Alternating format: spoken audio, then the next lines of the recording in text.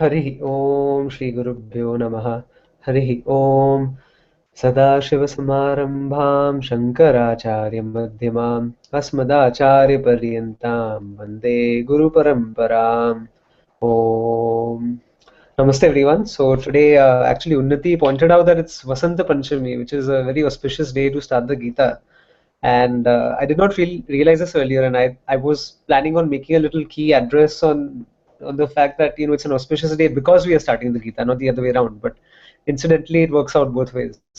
So without further ado, I'll just quickly share my screen, and then we'll look at some of the things that we are going over. So just a moment. Okay. So, first I thought maybe just to begin with, we could introduce ourselves to each other because we're going to be together for a very long time, for at least a couple of years. And as I was saying to a few people earlier, the Tattva session lasted for maybe 4 months, from September to January, close to.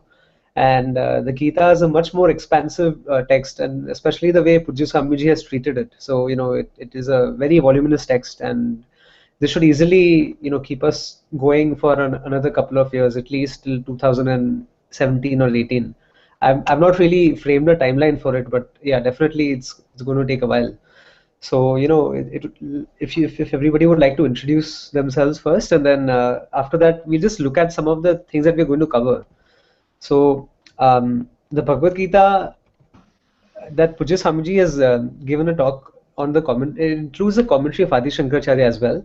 So the Shankara Bhashya is also covered, and this is based on the teachings of Pujya Swamiji over 363 talks, and this was held in the years I think 1987 to 1990 when he had given a talk in the resident course at Arshavida Gurukulam, and one of his devotees actually transcribed it and edited and put it together as a text, and it has been formulated in such a way that it will be useful for home study. So it's not just passive reading, but this will be like an active discussion based. So just to give a little outline of the format, we have a discussion group over here in Atlanta, and I haven't really been attending because it's quite far away from my place. It takes me 2 hours to drive back and forth. So but when I used to go, basically there are several discussion groups set out around the world, and whoever is a student of Pujya Swamiji for a couple of years, they may choose to take such an initiative, and people gather around at some individual's place, and they rotate around every week.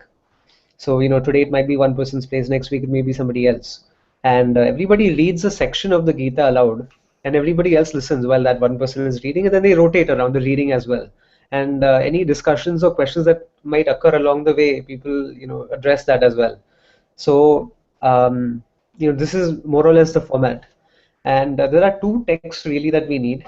First is we are starting today with the Gita, but traditionally what has been done in the Gurukulam is there's a text called Value of Values, and that is also the Bhagavad Gita, but it is chapter 13 verses 7 to 11 which are covered in specific. And I think Kamalji and a few others here know about Value of Values. So the purpose of Value of Values is to enlist the 20 most essential values that a human being requires in order to assimilate this knowledge better. So, apart from scholarly reading of the Gita, what really allows you to ingrain this, set of teachings and to make it your own, that will be addressed in Value of Values, and it really addresses issues of Chitta Shuddhi, Chitta Ekagrata, and so on. So, Value of Values is really a prerequisite for studying the Gita.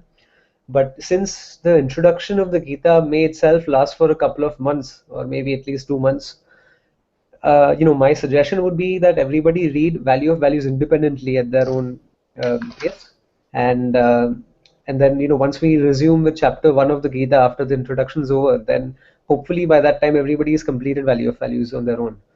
So here are two links that I'll send this document out, but I'm just like displaying it right now. So maybe if I can give you a preview of it on my computer. So if you want to buy, if you're living in India and you want to buy the book, then you click on this link, and it takes you to this website over here. We'll see. So that's the Bhagavad Gita home study course, and you can purchase it for about 5,000 rupees. And it's 9 volumes of the Gita, about 4,100 pages, so extremely detailed. If you live in US, then you click on this link and it takes you to the AVG Books website, and then you can actually buy the book from here, and you can pay on through your credit card and just purchase it. And the same thing with value of value. So the websites are the same. It's just different instances for buying the book. One of the participant requirements here is, as we said, like just a working microphone and a quiet background, because this is a discussion group, and everybody whoever feels comfortable, or let me put it that way, whoever is comfortable with reading aloud and sharing,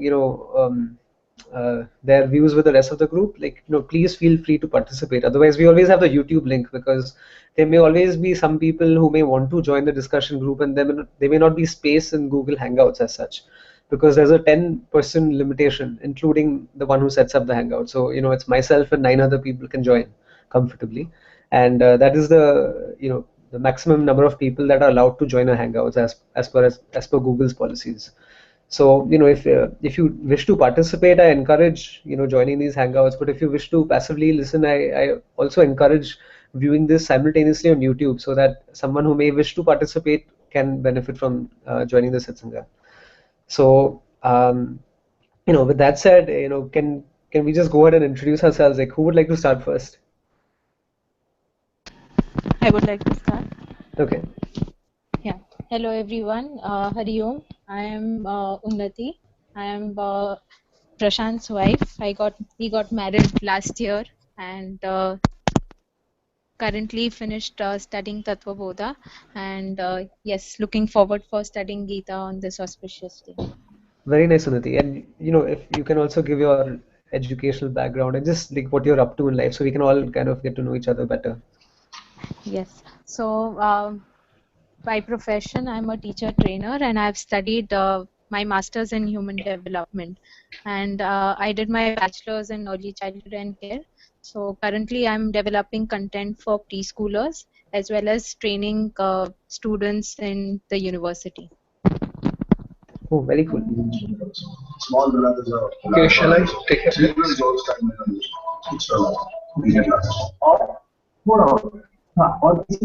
Can I go next question? Yeah, please. But I can hear. Yeah, that's because of the TV. I'll quickly just introduce myself. Okay. Kamal Kothari from Pune, Maharashtra, India. Been studying Gītā for many years, but in a different parampara. So for the last 1.5 years, been studying Swamiji's teachings and understanding them, especially through SPG's audio talks on the Gītā. Me and my wife have been students of Shankara Bhashya, etc. And I am a portfolio manager, manage my clients' finances in stocks, mutual funds, and basically into financial services. Thank you. Thank you, Kamalji.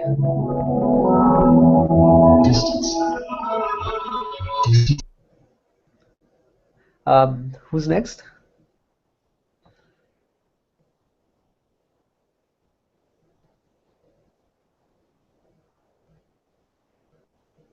Okay, I'll introduce myself in the meantime. Or wait.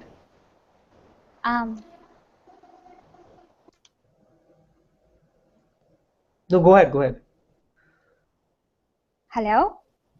Yeah, we can hear you. Okay. Hello, everyone. I am Gunjan, based out of Delhi, India. By education, I'm a science student from St. Stephen's College.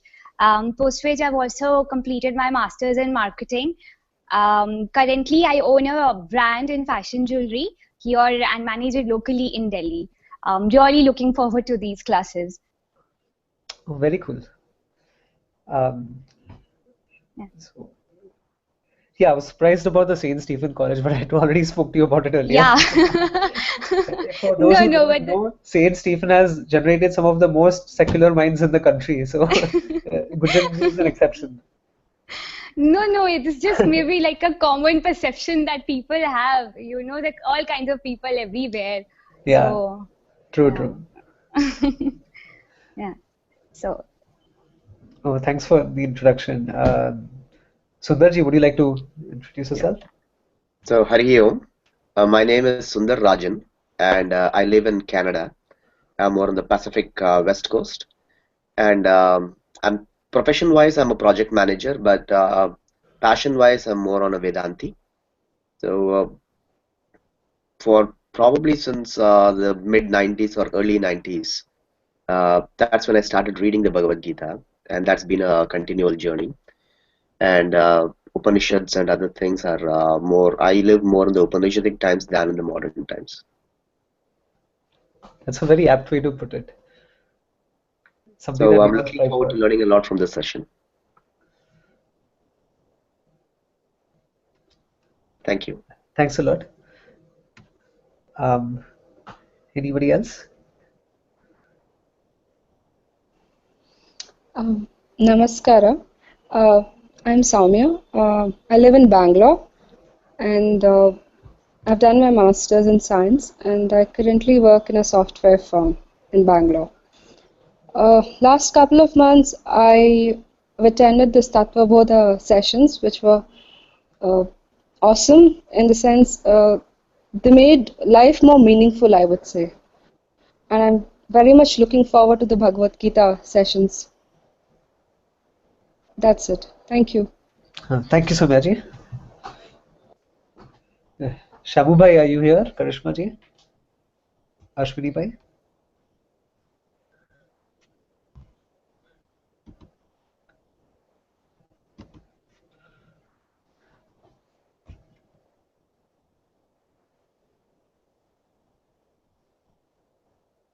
No, Karishma ji, I can't hear you. Wait, you have to unmute yourself first. You already have, right? Okay. I don't know. Yeah. Can you hear me now? Now, yes. Hello, everyone. Hari Om. I'm Karishma Ramphal from Mauritius. I am the student of Swamini Karuna, who was herself a student of Pujya Swamiji. I met her around 2007, and at that time I did a foundation course. But there was a huge gap until last year. I resumed my classes, and we've just finished till the context of Gita. We are about to start chapter 1. Very nice, and very gladdened to hear that Pujya Swamiji has his reach even in Mauritius. So that's very cool. Yeah. And profession-wise, I'm not working at the moment, but I've done a master's in human resources at the University of Mauritius. I see. Very nice. Thank you. Thanks. And is that Shamakrishna bhai? Shivapriya? The last name is the same, so I don't know if that's you. But yeah, I Sorry? think. No, not you. I was addressing Shamakrishna bhai. I think that's him. Is that I'm you? sorry. Oh, that's okay.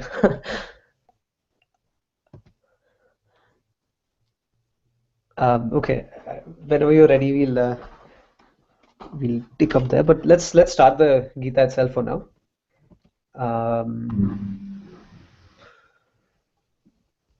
So I'm just gonna. I guess everyone can still see my screen, and if you can't, you just have to click on my name over there so that you'll be able to read it.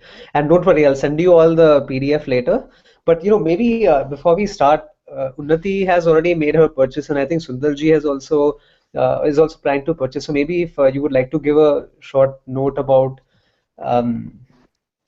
just how you went about the process, so that people have a better idea. Yeah, sure. Before starting the Gita, I just got the link from Prashant, and he sent me the link, so I thought might as well buy the books.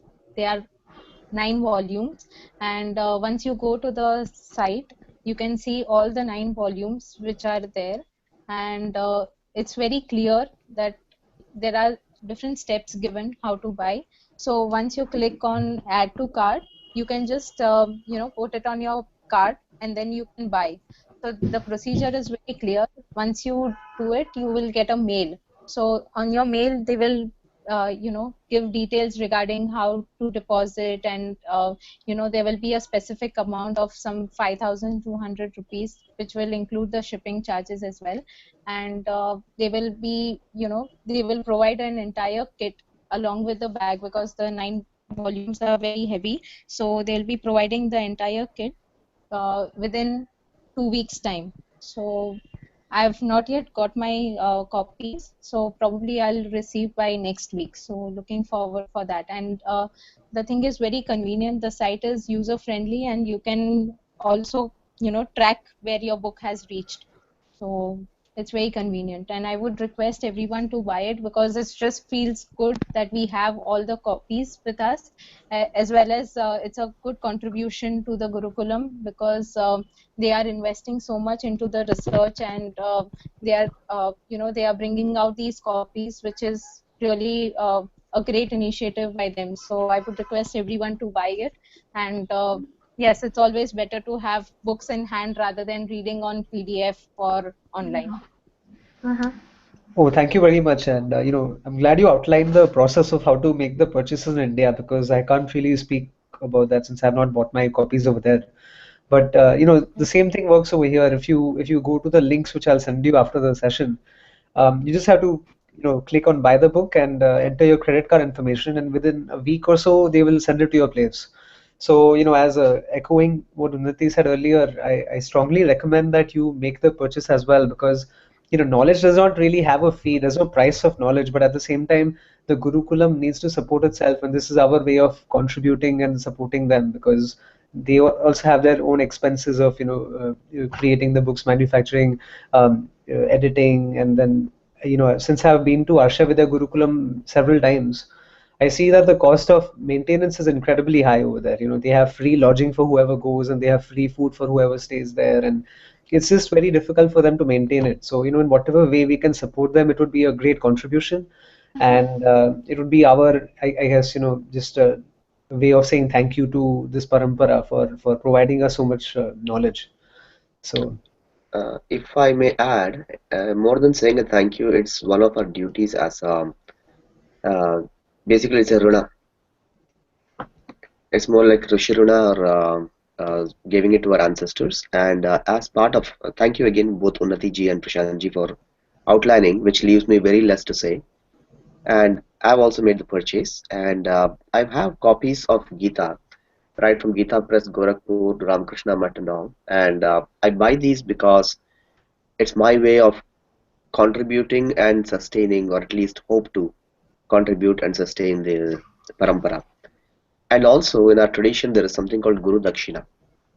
So when you get knowledge, Dakshina is not for financial gain, but to sustain the system. Like we talked before, the Grihastha would help to sustain the rest of the society. So the more we contribute, you can get, this will be reaching more people. That's what we can say. So like you said, the cost of running the ashrama itself is high. And without that, things start dwindling. So us talking on Twitter or Facebook about, Sanatana Dharma is one thing, but actually contributing is another. We are actually putting into action Karma Yoga. Very true. Thank you so much. So, with that said, I will send everybody the PDFs, and hopefully we'll continue reading from those. But for now, I will share my screen today. And I'm also, before the session actually starts, Pujya Swamiji gives an introduction, and he talks about the Gītā, and the PDF file has embedded audio inside it. So this will be very interesting for us. So let's try that out.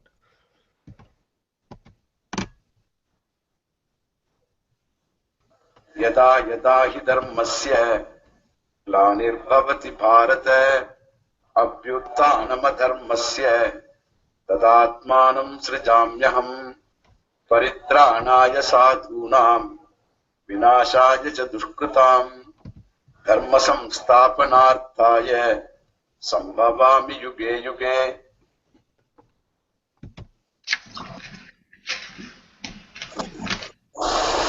I am Swami Dayananda. I welcome you to this program of study of the sacred book, the Bhagavad Gītā. I happily assume the responsibility of unfolding the meaning of the Gita's vision and its individual verses and topics. I want to state at the outset a few things you can observe for easy understanding of the subject. The Gita is an ancient sacred book which is given the status of the Veda. You can look upon the book as such. Whether you look upon it as a sacred book or not, approach the Gita text and the meaning along with the commentary given with an open mind, which alone can understand what is communicated.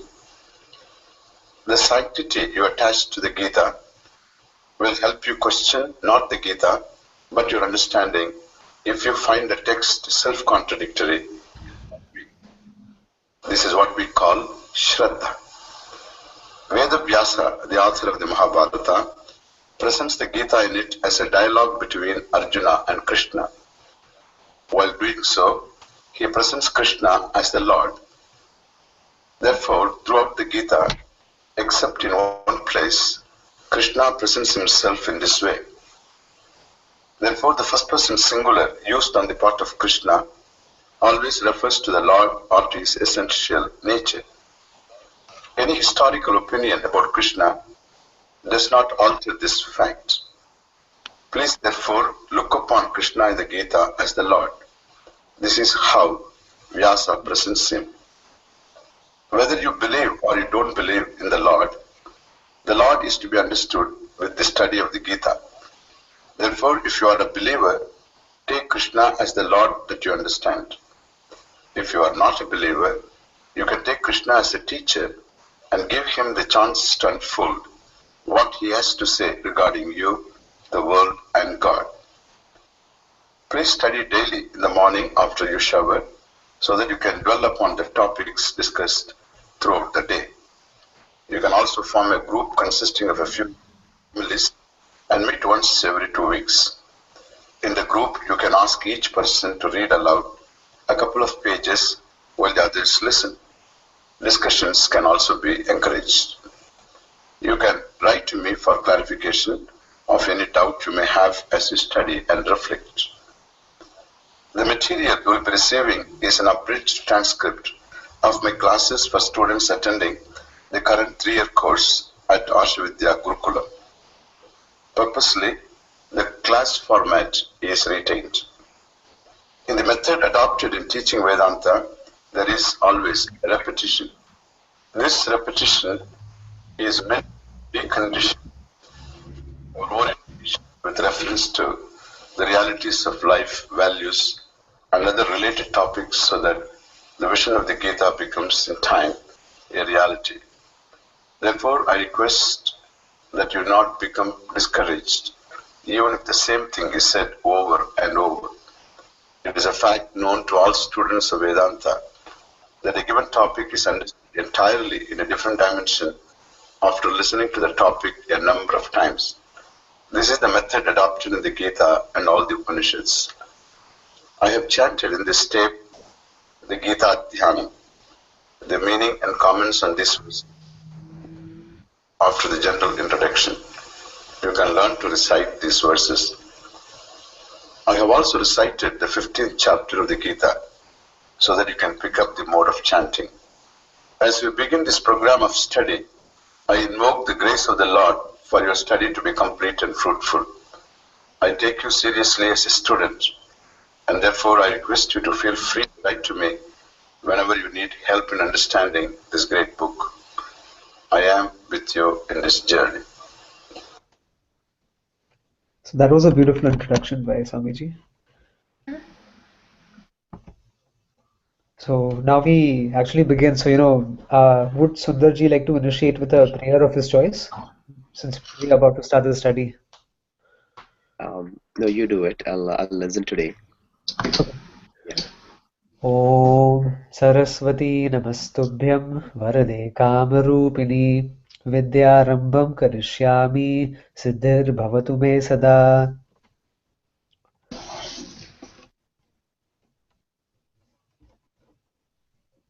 So this is just a forward. And so, as if everybody could hear clearly, Pujya Swamiji said that this is a discussion format, and there will be one person reading aloud and everybody else will listen, and then you rotate it around.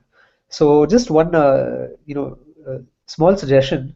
Whoever is not speaking presently, I would request them to mute their mics, and please don't feel bad if I happen to mute yours just in case, because then the lesser background noise there is, the clearer the recording will be, and also for people who are listening offline. So, maybe I'll just go ahead and I'll start with the forward, and then, we can start looking. So, even to Sundarji's point earlier, he had, I think, addressed about the Gita Dhyana Shloka. So, actually, yes, they are covered very in great detail over here in almost 50 to 60 pages. So, the Dhyana Shlokas are definitely covered, and so we'll go into that now. So, here is a forward by Pujya Swamiji. I am very happy that the Bhagavad Gita home study course will now be available in interactive series with searchable text, separate Gita verses, audio and video clips. I want readers to be aware that this is not another book on the Gita. Being an edited transcript of classroom discussions, the material is presented to the reader as a program for self-study. If this is borne in mind while reading, one can enjoy the same attitude of a student in class listening to the whole process of unfoldment of the content of the words of Bhagavad Gita. The study will then prove to be as rewarding as directly listening to the teacher. This attitude would prove to be Atma Kripa. Once the Kripa is there, the other two, Śāstra Kripa and Īśvara Kripa, would follow. I thank JP and Sarla Gupta for their donation of money and time in the creation of these CDs in memory of their beloved parents, Shri Sohan Lalji and Srimati Ratan Devi. So that is Pujya Swamiji's introductory note. I'm sure everybody knows about Pujya Swamiji, but I'll just read out. And this is more of an introduction session, and we'll get into some of the verses very soon. Sri Swami Dayananda Saraswati is a distinguished traditional teacher of Vedanta. His depth of understanding and nuanced appreciation of Western culture makes him that rare teacher who can communicate the vision of non-duality to modern listeners. He is able to make one see, with immediacy, the truth of oneself as the whole. Swami Dayananda has been teaching Vedanta in India for more than 4 decades and around the world since 1976. In his public talks abroad, Swamiji has spoken at many of the most prestigious American universities and has addressed international conventions, UNESCO, and the United Nations, where he participated in the Millennium Peace Summit. A teacher of teachers, Swami Dayananda designed and taught 6 resident in-depth Vedanta courses, each spanning 30 to 36 months. 4 were conducted in India and 2 in the United States. Each course graduated about 60 qualified acharyas, teachers, who are now teaching around the world. More than 100 are now Swamis and are highly respected as scholars and teachers throughout India and abroad. Under Swami Dayananda's guidance, numerous centers for Vedic teaching have been founded around the world. The 2 main centers in India are the Arsha Vidya Ashram in Rishikesh and the Arsha Vidya Gurukulam in Coimbatore. In the US, the main center is the Arsha Vidya Gurukulam at Salisbury, Pennsylvania. At present, there are at least 60 centers in India and abroad that carry on the same tradition of Vedantic teaching. In addition to the teaching, Swami Dayananda has initiated and supported various philanthropic efforts. The All India Movement Aim for Seva, inaugurated in November 2000, brings medical, educational, nutritional, and infrastructure assistance to villagers in the remote areas of India. This movement enjoys the blessing of all traditional Hindu spiritual leaders who have united as a single body, the Acharya Sabha, through the coordinating efforts of Swami Dayananda. In November 2001, Swami Dayananda convened the first World Congress for the Preservation of Religious Diversity in Delhi, inaugurated by the Dalai Lama and then the Prime Minister, Mr. Atul Bihari Vajpayee. An important outcome of the Congress is the formation of a global commission for the preservation of religious diversity, spearheaded by Swami Dayananda. The commission had its inaugural meeting in Bangkok in June 2002. Swami Dayananda was also active in forming and participating in the Women's Global Peace Initiative, which convened at the United Nations in Geneva in October 2002. So this is just a picture of a screenshot of the 3 Gurukulams. So over here, this is in Rishikesh, or sorry, this is actually Sailorsburg. And this one I believe is the Rishikesh one over here. And here, this is the Coimbatore one below, which is nestled in the forest, and you have hills around there. So Is everybody familiar with the transliteration scheme? Because sometimes you see that I type with these diacritical marks. So if everybody is good with that, we can just skip this page. Or I guess, as you move along, you'll get a hang of it. Okay, so we are ready to begin the text itself. And there's one more introduction by Swamiji, and this is actually a video.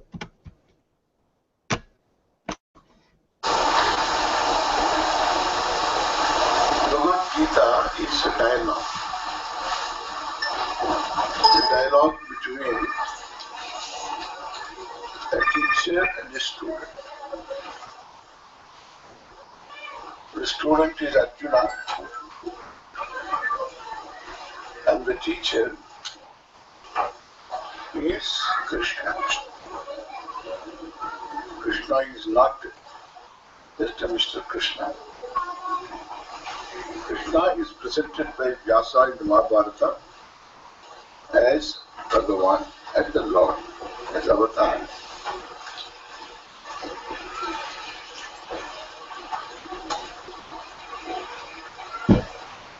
The subject matter is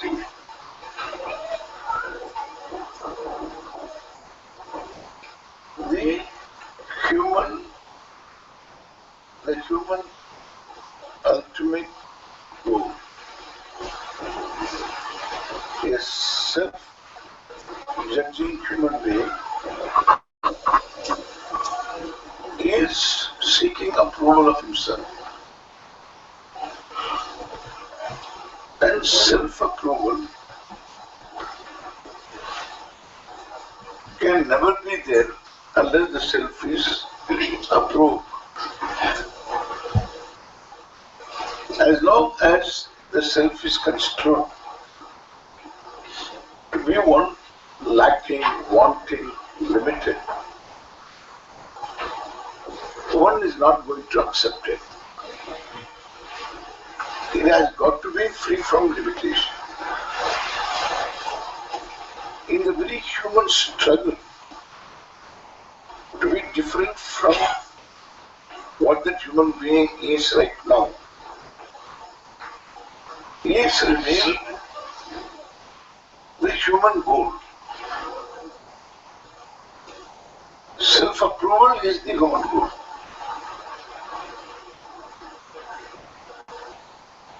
And that is not going to come unless the self is free from limitation. Either you become free or you are free. If I am a limited person, becoming free is not possible. It is something like a finite number struggling to become infinity. So a becoming process on the part of a limited being will only confirm the limitation.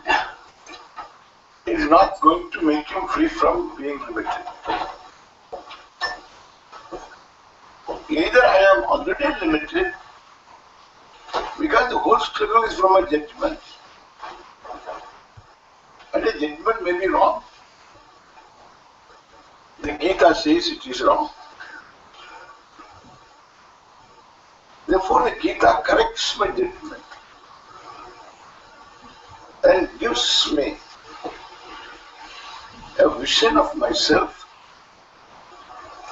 the self that is free from any form of limitation.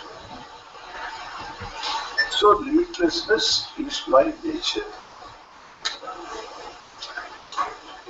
Therefore, one has to know that one is free from limitation.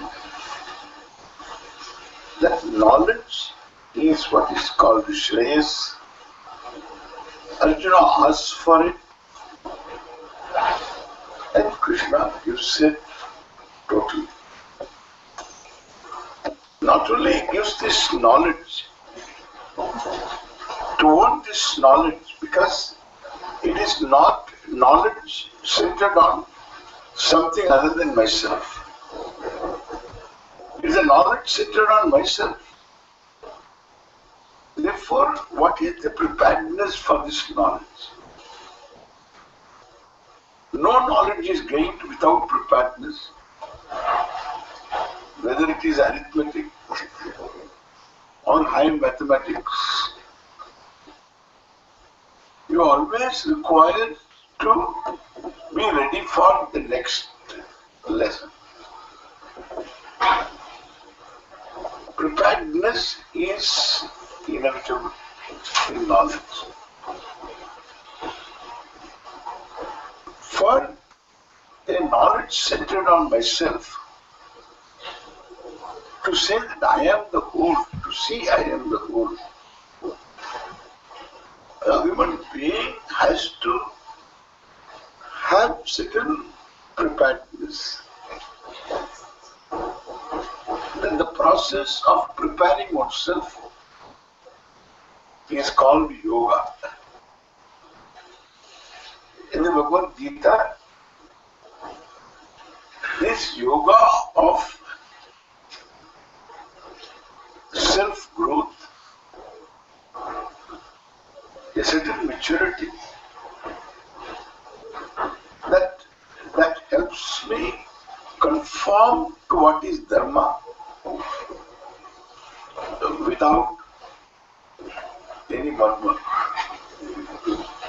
In the beginning with murmur, later it becomes spontaneous. What I like is what is to be done. What I don't like is what is not to be done. Then I have made it. Whatever I like is what is to be done. Whatever I don't care for is what is not to be done.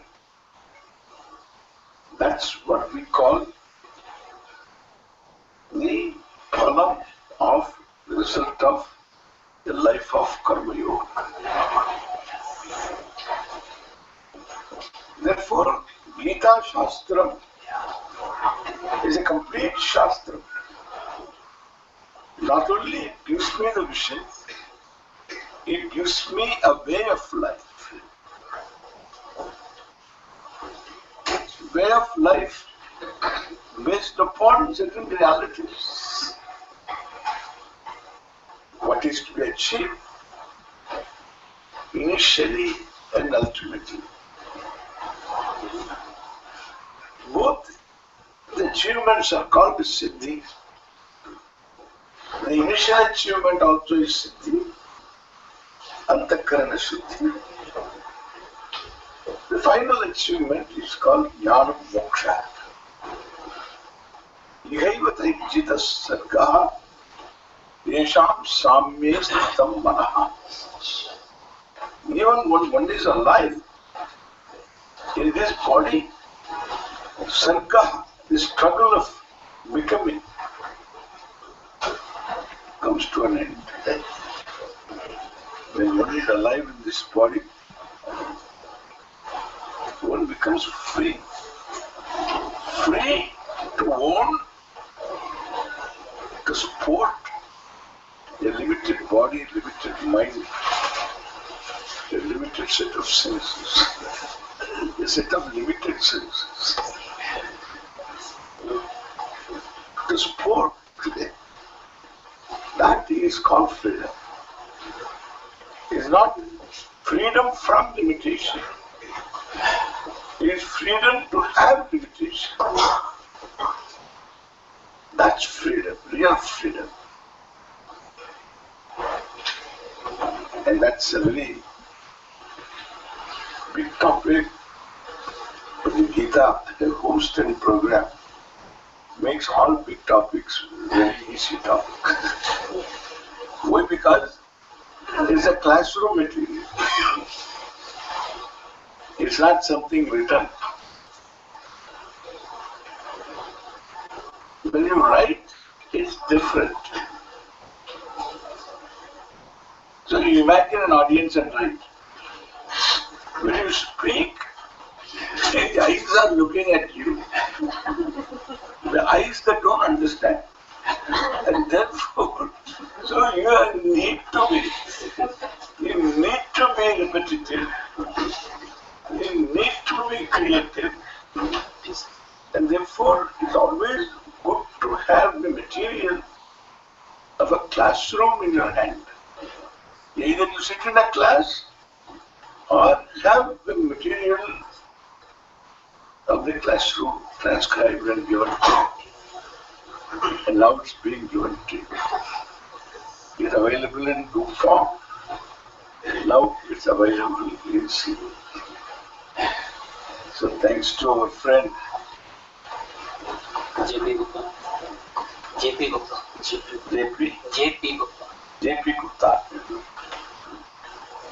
Thank you. You have read it. Yeah. Thanks to our friend JP Gupta. So we have this new tape. Previously, 2001, he brought out a tape. The entire home study program. Then now he has updated this with a few additions. And you can hear the Swami, you can see the Swami. These are all additions. And so I'm very, very happy that we have it now in this form too. Thank you all. Okay, so that was the introduction, and now we'll begin. But does anybody have questions so far on what Swamiji said? Could you hear it clearly? Shanji, I Yes. had some problem in hearing. Oh, you have difficulty hearing, I see. Some slight problems. For example, when Pujya Swamiji started to explain the subject matter, I missed a part of it. He said that the subject matter is about human. Yeah. I'm sorry, your voice has gone off. Can you? Yeah. I was just asking about what he said precisely regarding the subject matter of Gītā Śāstra. Yes. So Gītā is a Yoga Shastra and a Moksha Shastra, right? So as Pujya Swamiji said, that siddhis can be at many levels. You can acquire a siddhi that is at the level of accomplishing certain limited goals, which can be achieved through karma yoga. For example, gaining chitta shuddhi, that can be termed as a siddhi, and ultimately gaining atma jnanam and removing avidya, that is also another siddhi. So the Gītā walks you through. It takes you as though it's like a loving mother that takes you through all these stages of life. It shows you how to live a successful life through gaining chitta shuddhi, to be able to deal with day-to-day situations very well, and ultimately it also takes you towards jnanam, which is ultimately liberation, right? So Swamiji says that unlike other traditions which we've heard of, freedom is here and now. It's not something that's promised in the hereafter. So if you take yourself as a limited being, then you can never be free of these limitations, as long as that is the category under which you are confined. But the teaching of the Gītā is here to set you free from the very notion that you are not, you are a limited being. That is the notion that needs to be shattered. And so the ultimate message is, going to be unfolded. But definitely, if there was some unclear, transaction over the internet, then I can send you this PDF, so then you can, play it again, and then we can talk more specifically. But Thanks. Sure. Were there any specific questions about what he actually said as a part, what he did not say, or what you couldn't hear? No, that's fine. I got the rest. I see. Okay. So, I just thought before we actually begin, here's the course outline given by the Gurukulam. Ignore the one on the left. That is just something that I want to do, but this is what the Gurukulam recommends. And so, we already saw Tattva-bodha, and usually, it is recommended to at least cover a couple of Upanishads before you start the Gītā. For example, the Kathopanishad or the Kenopanishad, and maybe the Mundaka also, depending on how the syllabus is formed for you. But we are jumping to the Gita, and definitely it should suffice, because a lot of the topics which were covered in the Upanishads are also covered in Tattvabodha. Perhaps not in the same detail, but the gist is definitely present, and I think we went quite elaborately into a couple of topics, especially related to Atmanyanam. So I think everybody should be prepared for the Gita, and everybody should be able to enjoy it and gain maximum benefit from it as it is intended. So but just for reference, I'm going to send you the Gurukulam recommended outline, and this is not like a written in stone, so you can definitely play around with it. You can modify some of the order back and forth as you wish. The one thing that is always suggested is that you start Tattvabodha first, without a doubt. Like, that has to be the first text that is covered. And in the end, like, if you wish to teach and if you wish to take a logical look at the way this teaching works, then Brahma Sutra is recommended, but after you complete everything else. So Brahma Sutra is usually the last course that is taught in the Gurukulam, and it is especially recommended for people who wish to teach eventually. So this is just an outline I wanted to share with you. But now we'll just resume back with the Gita.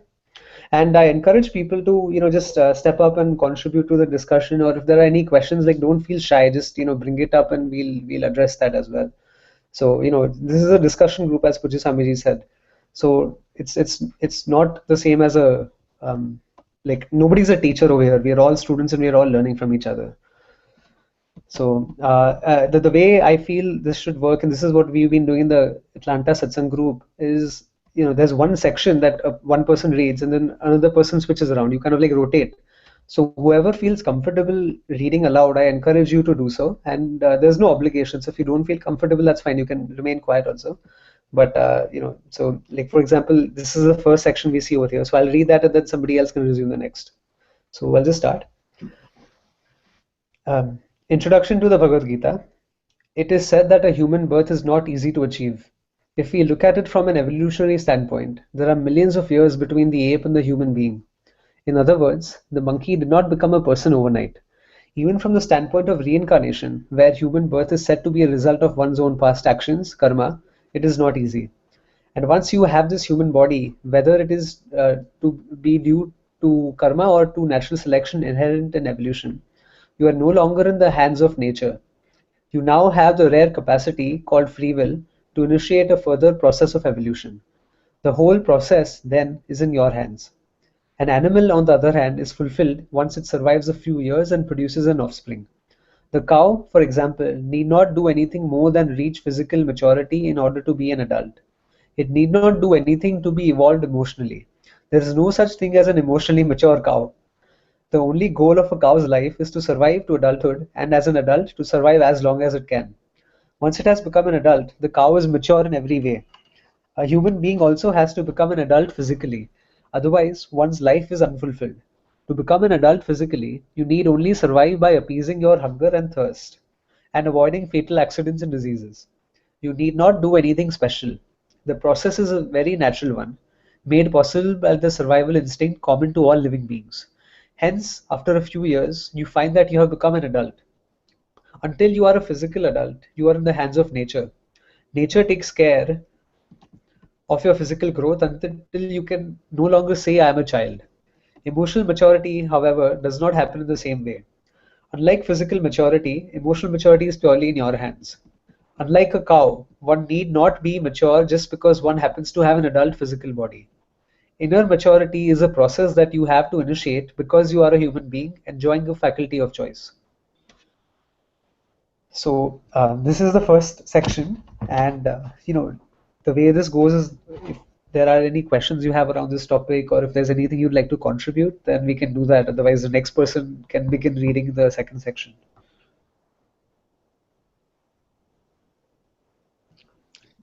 I guess it's pretty clear in terms of, like, the human mind is more rational, and that's why we have the choice, and we have the choice of free will. So, unlike the animals.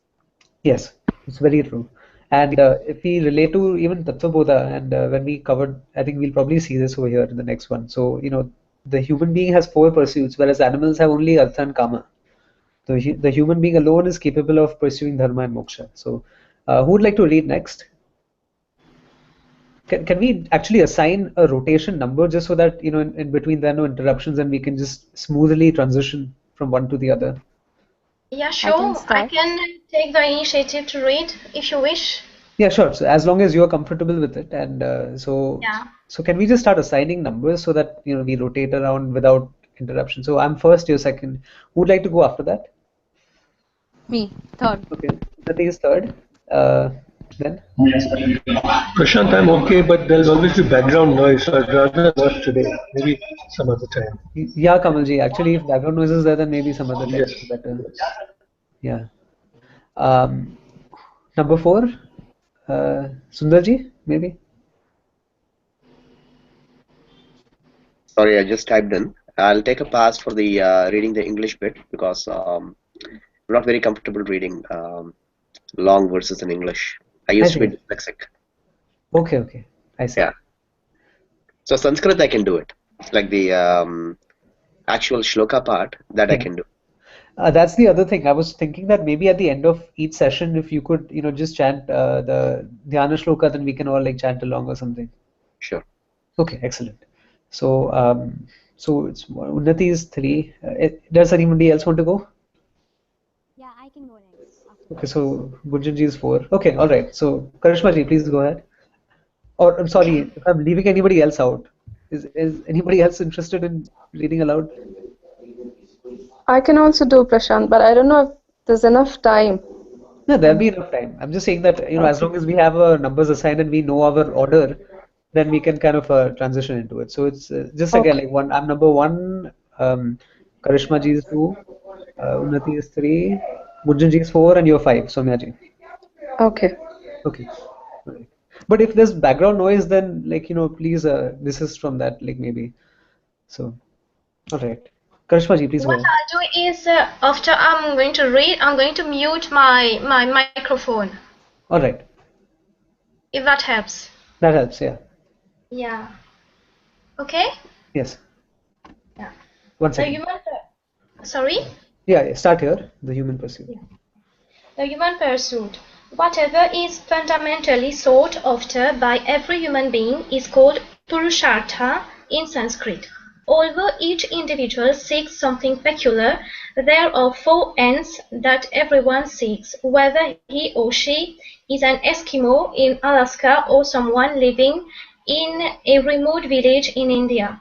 The universal ends most commonly sought after are security and pleasure, artha and kama.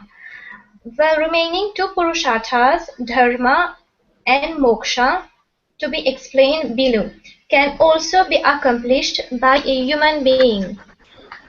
That which gives you any kind of security, emotional, economical or social, is called artha in Sanskrit. Artha may be in the form of cash or liquid assets, stocks, real estate, relationships, a home, a good name, a title, recognition, influence, or power of any kind. Such accomplishments boost one's ego and therefore also provide some security for the ego. And although each person seeks various forms of security at a given time, that he or she is seeking security is common to all. That okay? If you want to complete this one section. Okay, sure. Seeking pleasure is another purushartha called kama in Sanskrit. It too takes many forms. For instance, sensory pleasures may be anything from seafood or ice cream onwards. Examples of intellectual pleasures are those derived from playing certain games, solving puzzles or riddles, and studying certain bodies of knowledge. Thus we have varieties of pleasures. Anything that satisfies your senses, that pleases your mind, that touches your heart, and evokes in you a certain appreciation is kama. Any form of pleasure you derive from your home, for example, or from a relationship is kama. Music and travel are also kama, not artha, because by pursuing them you are seeking pleasure, not security. You do not go to Hawaii or the Bahamas to seek security. In fact, you lose some security in the form of money when you go to these places. Because you happen to have some money, you travel for pleasure, not for security. There is another form of pleasure derived from seeing the stars on a beautiful night, enjoying the sunrise, a flower, a playing child, or a beautiful painting, for example. Because this pleasure is neither sensory nor intellectual, I will call it aesthetic pleasure. Even though such pleasures go beyond one's senses and intellect, they are still karma. Very nice. So, any comments on this so far? Prashant, I had one question. Yes. I think this is more related to the previous paragraph that we read. You said that animals have only karma and artha. They don't have dharma, Yes. right?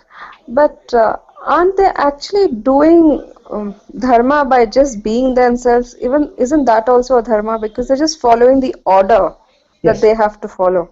Yes. So that's a good question, and just to clarify, so when I talk about purusharthas, it is actually human free-willed pursuits.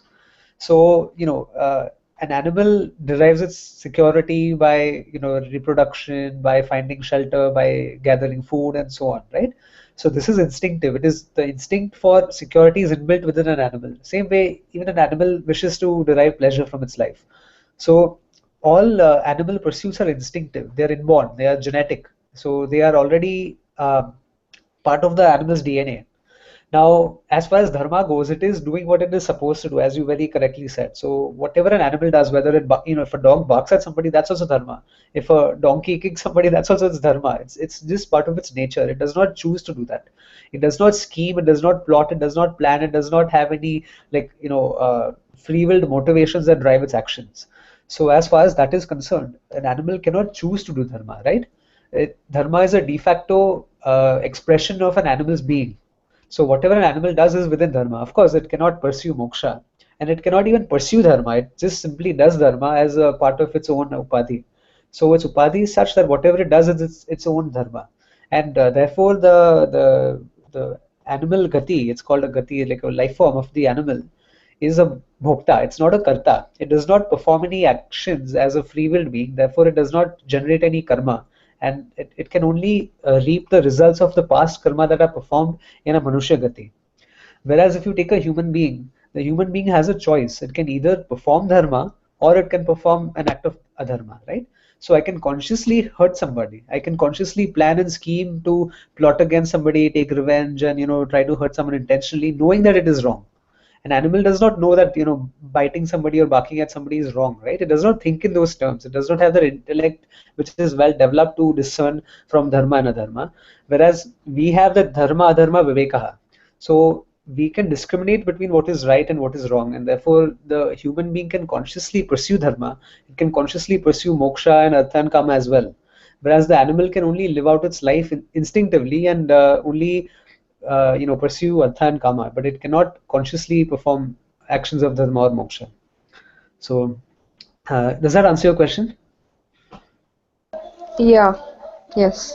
Okay. Unnati, you would like to go?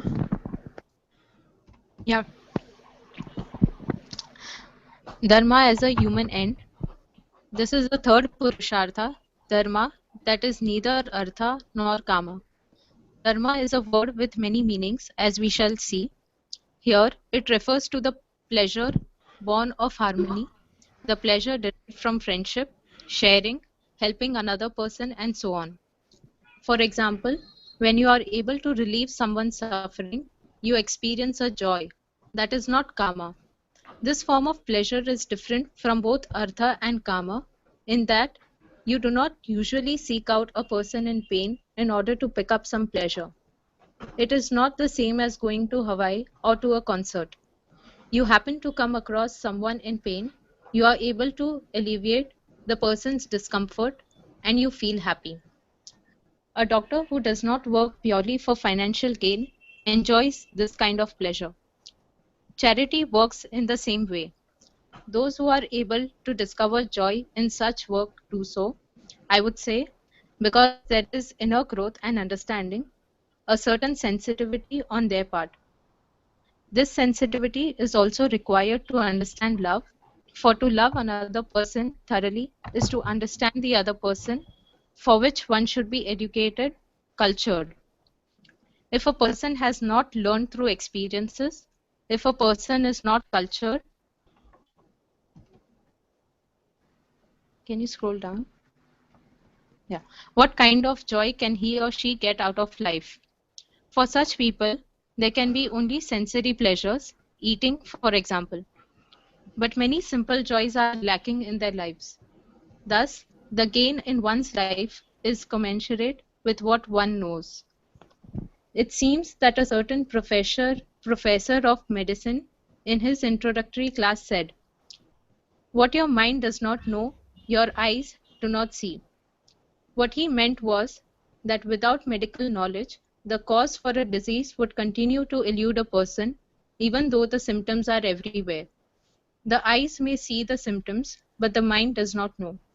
In life also, the more I know, the brighter life is, because I cannot see more than what I know. This is not to imply that I should necessarily get more out of my life, only that my life is to be lived properly, fully, which implies a lot of understanding. Living does not simply mean dragging yourself around from day to day, from bed to work, back home, and to bed again. The whole process repeats itself until the weekend comes. Then you drag yourself to some recreation in the hope of forgetting yourself, which is why recreation becomes so important. In fact, your whole life can be a recreation. Someone asked the Swami, "Swamiji, do you not take any holidays? You seem to be working every day." In fact, the Swami's life is one long holiday. If you enjoy what you do, life is very simple. If you do not enjoy what you do, then you have to do something to enjoy, which can be very costly.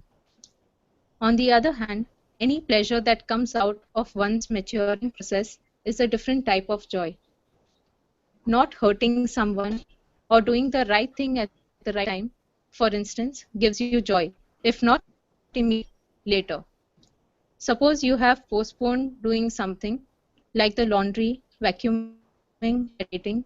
The day you decide to do it and do it, you find that there is a joy in finally having a joy that is neither pleasure nor security. It is just doing what is to be done. It is dharma, a very big topic that we will discuss later. For now, it is enough to know that as you grow in your understanding, your dharma also grows. Thank you. Who's next? Yeah, I'm next. Okay. These then are three of the four Purusharthas, Artha, Kama and Dharma. Because of the importance we place on Dharma, the order can now be reversed. Dharma, Artha and Kama. Dharma accounts for your maturity. The more mature you are, the more dharmika you are. In order to be mature, an understanding of Dharma and conformity to it become of prime importance in one's life. Thus, Dharma occupies the first place among these three human ends. Without violating Dharma, doing what is to be done, you pursue Artha and Kama, security and pleasure. This is how these three universal human pursuits are to be understood. Moksha, freedom from what? Even though it comes last, moksha is a very important purushartha, as we shall see. Moksha is recognized as a pursuit only by a very few people in any given generation, because a certain appreciation, a certain maturity or insight about life and its struggles. Can we scroll down? Yeah.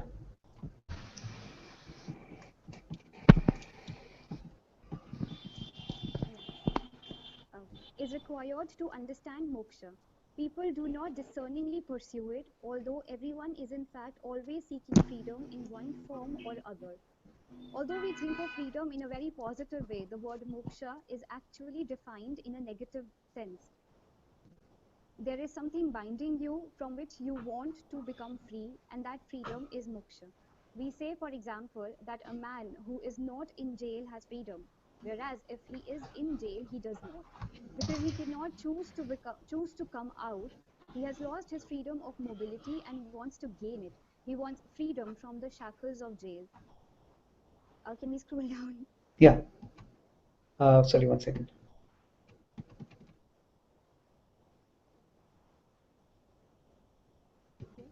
Yeah. If you are using crutches because of a leg fracture, you want freedom from the crutches. Similarly, an infant requiring the help of the wall or mother's hand in order to stand wants to be free of the wall or the hand, and therefore strives to stand on his or her own. Freedom then is always freedom from something. Moksha means freedom from something I do not want. And because moksha is a purushartha, a human end common to all, wanting to be free is not peculiar to me alone.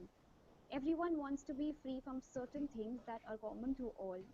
That I am attached to particular forms of security, artha, reveals a certain fact about myself. That I am insecure, that I also seek pleasures, kama, reveals that I am restless, that I am not satisfied with myself. I have to do something in order to please myself, which means that I am displeased with myself. Shall I read further? Yeah, if you can complete the section that way. Okay, then you'll have to scroll down again. Okay. I can maximum see 2 paragraphs on my screen. Oh, okay. Interesting. If you are always seeking security and pleasure, when will you make your life? Is that it? After that? You can't see this here? No. When will you really be able to say, I have made it? You can say that only when you see yourself as secure and are pleased with yourself. Then you are free. You have moksha. Moksha does not mean salvation. In fact, there is no word in Sanskrit for salvation, which is just as well, since salvation implies a certain condemnation of yourself. It implies that someone has to salvage you, has to save you, which is not what is meant by moksha at all. The word moksha refers only to the freeing of myself from certain fetters. The basic ones are the notions that I am insecure and I am displeased with myself. I must see myself as secure and be pleased with myself as I am. Only then do I have moksha. If I am secure and pleased with myself, what situation is going to change that? I require no security or a situational change whatsoever to be secure and at peace. This should be understood well. You spend your entire life manipulating the world to please yourself. In the process, you find that 2 hands and legs, 5 senses, and a mind are not enough to contend with all the factors involved. There are just too many events and situations, as well as natural forces, over which you seem to have no control. Very nice, thanks. Soumyaji? Okay. Freedom is freedom from seeking. With my limited powers and limited knowledge, I find that I can never measure up to the demands of gaining the securities and pleasures that I seek. This is why life seems to be a problem. Only when you reach 39 or 40, when you undergo what is sometimes referred to as the midlife crisis, do you begin to understand this. Even though you may think your marriage or your job is your crisis, actually you are the crisis. Your crisis has nothing to do with marriage or any other situations in your life. Your tendency, however, is to find the scapegoat for every problem you have, and the immediate scapegoat available is often your partner in life. When we look into our various pursuits, artha, kama and dharma, we find that what we really seek is none of these. We seek only freedom from being a seeker. Everyone is a seeker, pursuing artha and kama mainly, and to some extent dharma. But ultimately, everyone is seeking only moksha. Therefore, moksha alone is the real end. In other words, freedom from being insecure is what we seek when we seek security. When I seek certain securities, I am not really seeking the securities myself. I am seeking freedom from being insecure. This distinction should be clearly understood. The shift in emphasis that this distinction represents is what we call learning. Seeking security is very natural. For an uninformed person, one who does not think about or understand his or her own ideas and urges, security is a particular thing and is always taken to be outside oneself. That I am insecure is a totally accepted conclusion for such a person, a conclusion that is never doubted or questioned. Various philosophies have arisen from this insecurity. One person says, for instance, that money will not give you security, while another person says it will, but only here on earth, not later. This is very interesting. Yeah. Later security, we are told, can only be gained by doing certain prescribed acts. Thus, we have varieties of religions and philosophies, all of which have been born out of accepting that I am insecure and that security is something outside of oneself. Even as a child, one's securities depends on the constant availability of protection, love, and care of one's parents. On the other hand, once the child has grown up, the situation is reversed. Now the parent's security depends on the attention of the child. Parents often feel neglected by the grown-up children who are now occupied with their own lives. Once a child has grown up, security is no more in the parents, it lies elsewhere. It's very nice, no? Like it explains the Yeah. fundamental problem of seeking security which every living being has. So, Yes. and, you know how it is unique in our tradition that, you know, Vedanta, the Vedas alone reveal that security, you are the ultimate source of peace, security, and happiness. There is no source external to you. Whereas every other philosophy externalizes security, that either you have to go to some imaginary heaven somewhere, live an infinite life over there, or maybe you gain wealth and you gain security. But all of these are limited in measure, so it can never give you absolute security. So that's very interesting. That I lack is the problem. As a child, I was insecure, and now also I'm insecure. There is a constant shift in what I take to be securities, which is considered to be a normal life for everyone. No one, however, deserves to have this problem. Security is not the problem. That I lack something is not the problem. The problem is that I lack. This difference must be seen clearly. What I lack is always variable. I lack iced tea. I lack children. I lack a house. What one lacks is always peculiar to the individual at a given time and place in one's life. This differs from individual to individual, from culture to culture. However, this I lack is common to all and is entirely different from what I lack. I may lack a healthy body, a taller body, a thinner body, a turned up nose, longer eyelashes, or a different skin color. And this may only be the beginning of an endless list. But the fact that I conclude that I lack is universal. For instance, what do you do if your height is less that you would like it to be? The most you can do is to wear a high heel shoes, which does not really make you any taller. In fact, in the eyes of others, you may be shorter. It is only when you are being recruited for a basketball team that anyone else thinks about your height. Height is your complex. I do not think about your height until you get into high heel shoes and try to walk. Only then do I see your height because you have drawn my attention to it. And I immediately cut it down by a few inches. I may actually reduce it more than the actual height of your heels. You not only fall short of my expectation, but you also become shorter than you really are. Thus, if you have a complex with reference to your height, you are stuck. If you were a wire or something stretchable, your height could be increased, but here no stretching is possible. Similarly, there are a lot of things that you are stuck with because the things you are not, known and unknown, are countless. And what you lack, you can never totally fulfill. The more you go after what you lack, the more you breed what you lack, because what you lack has a knack of multiplying itself. It is like going to a supermarket to pick up a few things you lack and coming home with a few more desires to be fulfilled when you get your following week's paycheck. This is why we say desire is like fire that leaves a black trail after itself. No matter how much you feed it, fire never says enough. Similarly, human beings can never say enough to securities and pleasure.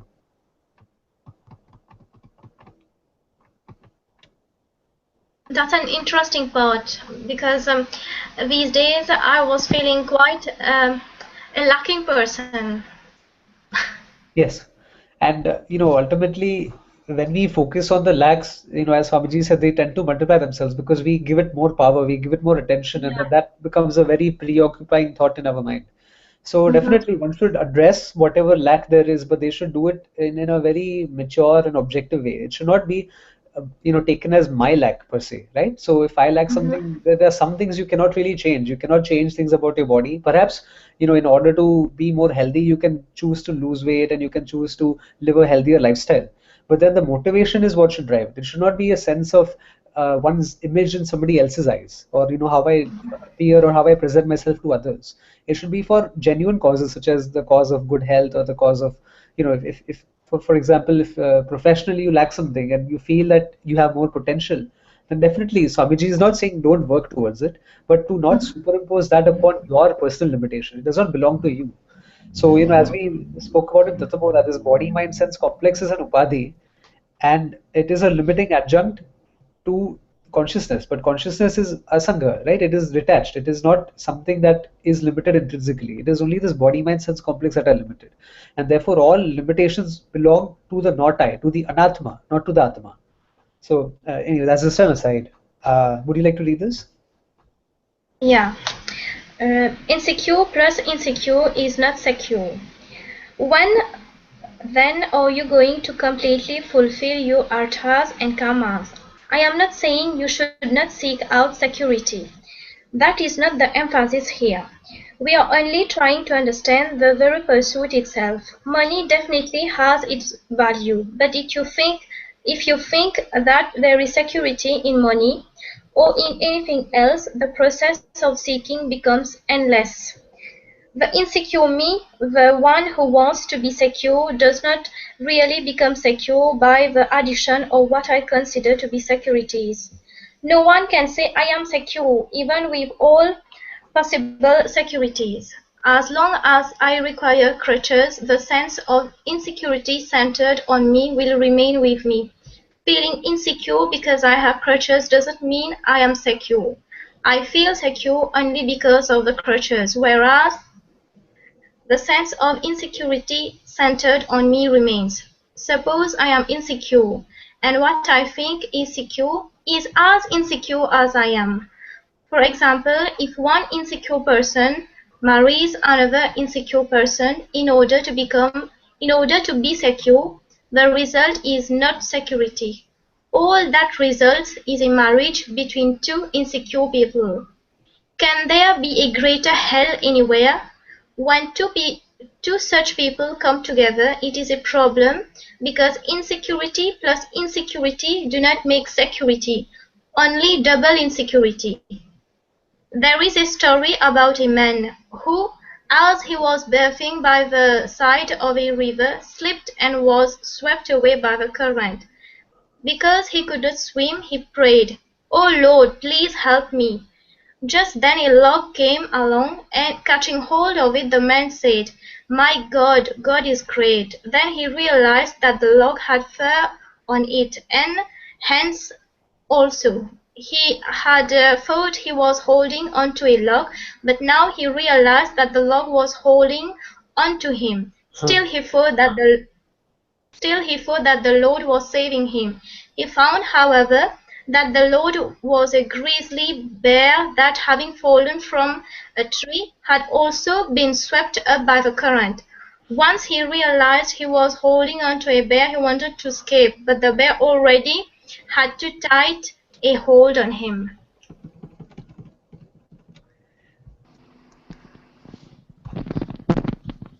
This is so true. I Yeah. mean, the youth have so many complexions right now, as we see in their relationships also, and they, always try to beautify the external body, and they forget that what lies within themselves. So I guess this leads to insecurities, and yes, when a lot of insecurities are around, it always multiplies rather than getting into the secured version. So Yeah, very true. absolutely. And you know, when we Yeah. were talking the other day about like some people getting married, right? You know, Yeah, I was going to say something about this itself. Yeah. yeah, yeah. So Go ahead. if you go above, it's a typo. Which part? Where the third line from the bottom, where he found, however, that the Lord is a grizzly bear, it's a log. Yeah, it was log. No, he was thinking that it's a tree. Yeah, he thought it was a log of wood, but it was actually a grizzly bear. So yeah, as Sudarji correctly pointed out, this is a typo. It's actually log, like a log of wood.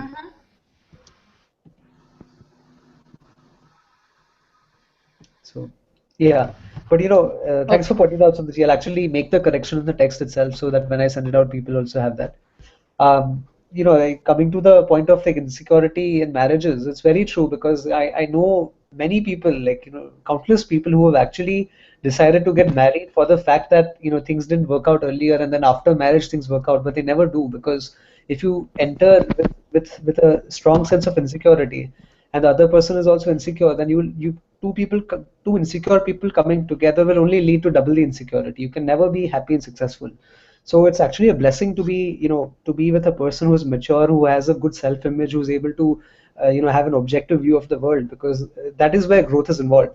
So even in speaking in the terms of marriage, you know, I used to have long discussions with Swamini Atma Prakashananda ji, and she gave a lot of insight about human relationships, and she basically explained that the whole purpose of marriage is growth. You seek growth in marriage, and as long as two people continue to grow day to day, year after year, that is when your marriage becomes fulfilled. But you know, if two people are trying to depend upon each other and to try to play out their insecurities, then things will keep getting worse. So you know, even coming to human marriage, what's important is that your value structures match and your goals are aligned. Then after that point, it doesn't matter too much if, you know, your tastes are identical. You know, you may like one kind of food, the other person may like a different kind of food. Those are not the insecurities that one should really have. You know, so uh, usually this is advice that is given, that if a person is looking out to marry somebody, try to find a person who's stable, who's responsible, who's able to have a mature and objective outlook about life and have a good self-image.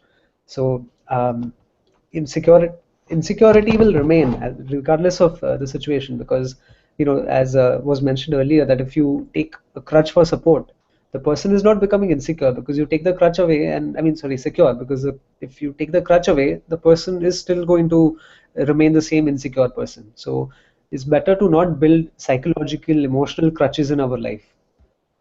um, Actually, hmm. yeah. So speaking of the marriage, one thing is Hindu marriages are mostly when a wife is called Saha Dharma Charini. Like she is your co-traveler in the path of Dharma. That's why you take on a wife so that you can beget good citizens and good offsprings and propagate Dharma. Swami Paramarthananda once he said that marriage now has become a contract. So he gave a good example that I remember. He said somewhere in Karnataka or somewhere, it's a true one. There is a matrimonial ad that said, "Man with about 4 acres of land wants a girl with tractor." And what kind of commitment do they have? It's purely with a very artha aim, right? Yes. As tractor goes, then there's no interpersonal relationship. So that's what. So instead of focusing on the right things, people start focusing on the wrong things. Very true. Very true. Back to you. Yeah, speaking on the matrimonial ads, there are a couple of them which specifically say that a groom with 5.7 inches from so and so family, and you know, upper class specifically, so upper middle class, or you know, they have those different classes in the ads. So yeah, very true, Sundarji, you pointed out. So we go on. Who holds on to what? Similarly, you do not know which is what or who holds whom. You may have thought you were holding on to something only to find that you cannot give it up, which means that is holding you. This is a problem. Any habit is the same. Any alcoholic was once a free person. When he or she took the first drink, the person poured the alcohol into the glass and then, holding on to the glass, drank from it, no problem. However, after some time, this person finds that he or she does not drink at all. As soon as happy hour arrives, the bottle tells the person, "Come here," and he or she goes like a zombie. Then the bottle says, "Come on, pick me up," and the person picks it up. It says, "Come on, pour me into the glass, drink," and the person drinks. Then it says, one more," and the person takes more and more alcohol without his volitional control. Who is this person now? The one who was previously free. Does he or she drink, or does the drink the person? In so many situations, no one knows who holds on what. I see no difference between the grabber and the grabbed, the holder and the held. Even inert things like the drinks, cards, or the dice have the capacity to grab me, to say nothing of relationships, since people are equally insecure. Therefore, an insecure me plus anything in this world that happens to be within the framework of time is not going to make me secure. Can you scroll down? This we should understand well. We are not trying to develop a particular attitude here, just a simple appreciation of facts. So should we wrap up here for today? It's been an hour and a half and we should try to keep it around this time.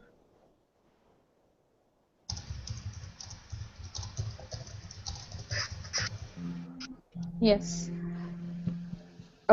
Yeah, I think because tomorrow morning we have the class again, right? Yes. So I'm just going to stop the broadcast and then we'll talk about the class. Just a second.